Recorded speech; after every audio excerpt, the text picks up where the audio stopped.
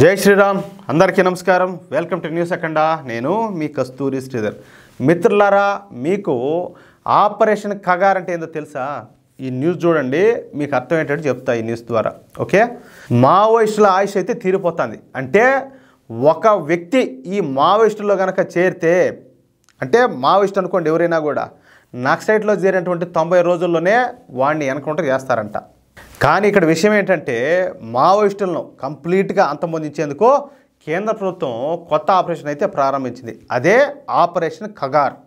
ఈ ఆపరేషన్ కగార్లో ఈ డిస్ట్రిక్ట్ రిజర్వ్ గార్డ్స్, కోబ్రా కమాండోలు, సిఆర్పిఎఫ్ కమాండోలు ఉంటారు. వీళ్ళేమి ఆషామాషి కమాండోలు కాదు. వీళ్లకు జంగిల్ వార్ఫేర్లో 4 సంవత్సరాల శిక్షణ అయితే ఇస్తారన్నమాట. ఈ 4 సంవత్సరాల శిక్షణ అంటే మామూలు మాటలు కాదు. అడవుల్లో బాగా రాటు తెలిపి ఉంటారు. ఇక ఈ విధంగా మొత్తం 3 భద్రతా విభాగాలతో పాటు మరొక కౌంటర్ ఆపరేషన్ టీం కూడా ఉంటుంది. కౌంటర్ ఆపరేషన్లు చేయడంలో మనకు తిరిగే లేదు. ఎందుకంటే జమ్మూ కాశ్మీర్ అడవుల్లో మనం ప్రతిరోజు కూడా ఈ కౌంటర్ ఆపరేషన్లు చేస్తూనే ఉంటాం. కాబట్టి ఈ కౌంటర్ ఆపరేషన్లో చేతినటువంటి ఈ రాష్ట్రీయ రైఫిల్స్ బలగాలను కూడా మన ఈ ఆపరేషన్ కగార్లో అయితే జాయిన్ చేశారు. మొత్తం 5,000 మంది భద్రతా బలగాలతో ఈ ఆపరేషన్ కగార్ని అయితే కేంద్ర ప్రభుత్వం ప్రారంభించిందియా. ఎట్టుంటుంది చూడండి, ఒకసారి ఊహించుకుంటేనే నెక్స్ట్ లెవెల్లో. ఇక్కడ ఒక విషయం ఏంటంటే, ఈ మావోయిస్టులకు కేంద్ర ప్రభుత్వం ఒక వార్నింగ్ ఇచ్చినట్టు, అయితే లొంగిపోండి లేదంటే చావండి అనే నినాదంతో ముందుకెళ్తాంది కేంద్ర ప్రభుత్వం. ఇక్కడ మీకు మరొక విషయం చెప్పాలా, ఇదే విధంగా 2009, 2010 సంవత్సరాల్లో అప్పటి కాంగ్రెస్ ప్రభుత్వం కూడా ఇలాంటి ఒక ఆపరేషన్ అయితే నిర్వహించింది. దాని పేరే ఆపరేషన్ గ్రీన్ హంట్.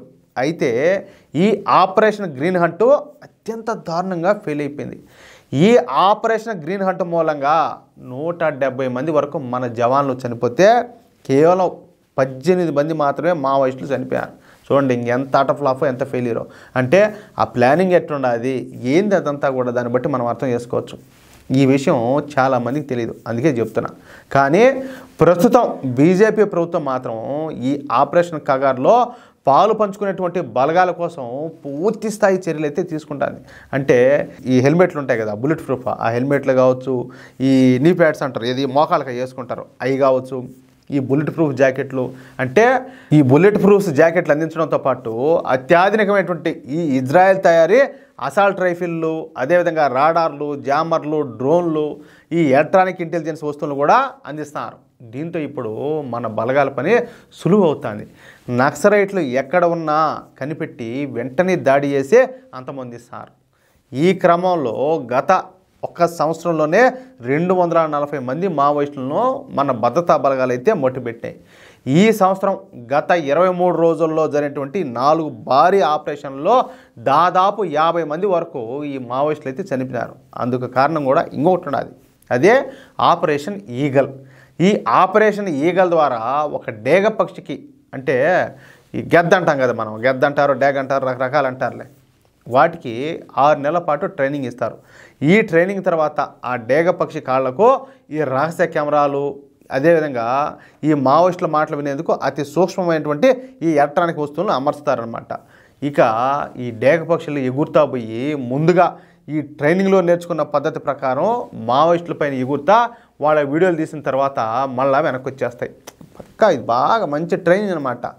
దీంతో ఏ ప్రాంతంలో ఈ నక్సలైట్లు దాక్కొని ఉన్నారు, వాళ్ళ దగ్గర ఎలాంటి ఆయుధాలు ఉన్నాయి, వాళ్ళు ఏం మాట్లాడుకుంటున్నారు, వాళ్ళను ఎటు నుండి దెబ్బ కొట్టాలన్న ప్లాన్ను మన భద్రతా బలగాలు సిద్ధం చేసుకొని ఇక కథన రంగంలోకి అయితే దూకుతాయి.